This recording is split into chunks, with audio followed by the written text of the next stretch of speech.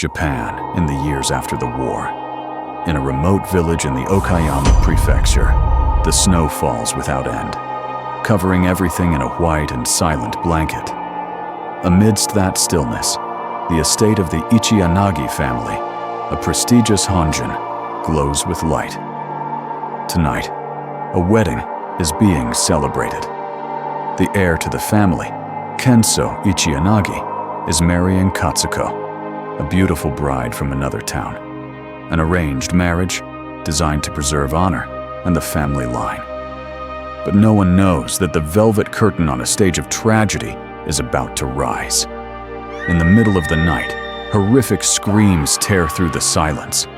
When everyone rushes to the scene, they find only a door, bolted fast from the inside, and a deathly silence. The stage for happiness has now become the scene of an impossible crime. And the man invited to solve this riddle is a young, somewhat eccentric detective named Kosuke Kindaichi. As soon as the door is broken down, Kindaichi and the police are confronted with a series of inexplicable facts. A perfect puzzle, as if set by a phantom. The first puzzle, the locked room. The door was bolted from the inside. There was no way for someone on the outside to enter, then leave, and still lock the door in such a way. The second puzzle, the untouched snow. Outside, a thick, smooth carpet of snow lay completely undisturbed. The killer could not have walked to or from the room. Did he fly? The third puzzle, the phantom sword. A family katana, the murder weapon, was found plunged defiantly into the middle of the snowy garden. Who put it there, and how? The fourth puzzle, the mark of the curse. On a folding screen, a bloody three-fingered handprint, a reminder of the Ichiyanagi family's ancient curse of a three-fingered ghost. And the final puzzle, a puzzle of sound. Everyone in the household heard the familiar, creaking noise of the water wheel. But at one point during the night, that sound suddenly stopped. An inspection revealed the wheel had frozen solid. A locked room, an untouched field of snow, a phantom sword, an ancient curse, and a suspicious silence. The police are helpless.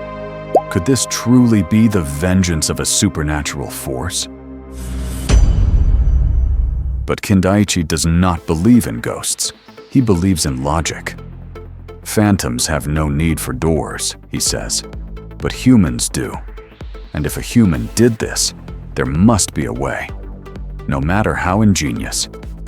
To shatter the superstition that grips the household, Kindaichi presents a brilliant mechanical theory. He does not claim it as the truth, but only to prove that this crime was within human capability. He explains, theoretically, one could stand at a distance, using a strong koto string threaded through the gaps in the floorboards. By pulling the string, one could manipulate the katana like a puppet, stabbing the victim from below. Afterwards, the weapon could be retrieved in the same manner, leaving behind a perfectly locked room. This theory, though just a theory, succeeds. It pulls the case from the world of the supernatural back into reality. Kindaichi now knows he is searching for a killer of flesh and blood, a killer with a profoundly cunning mind.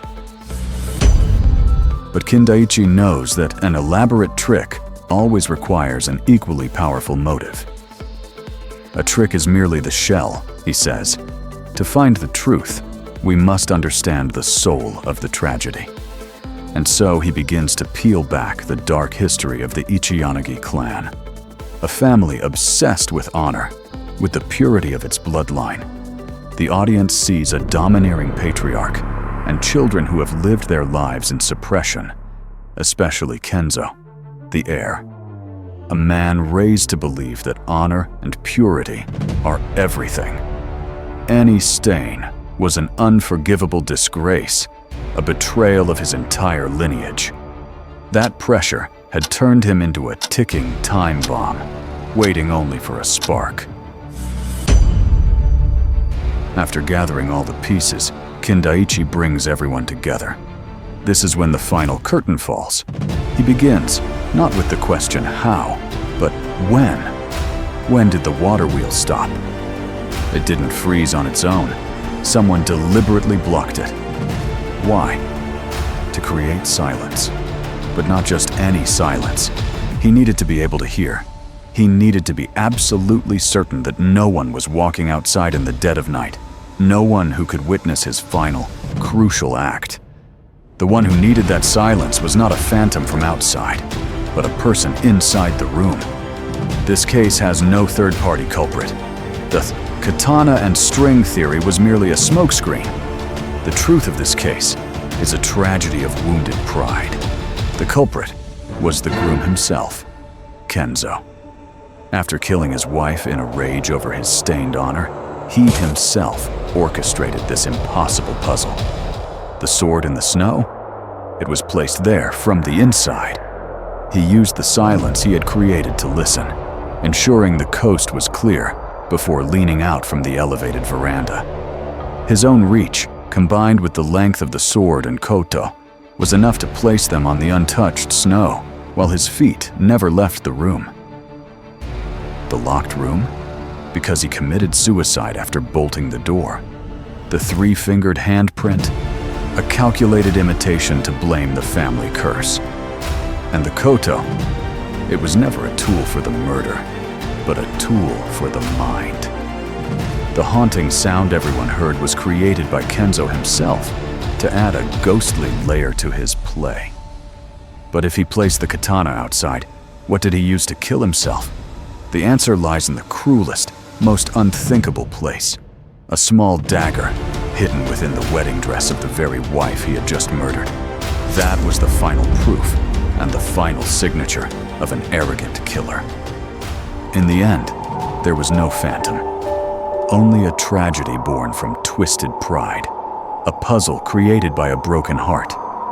And as always, after the truth is exposed, all that remains is the detective and the silence of the snow.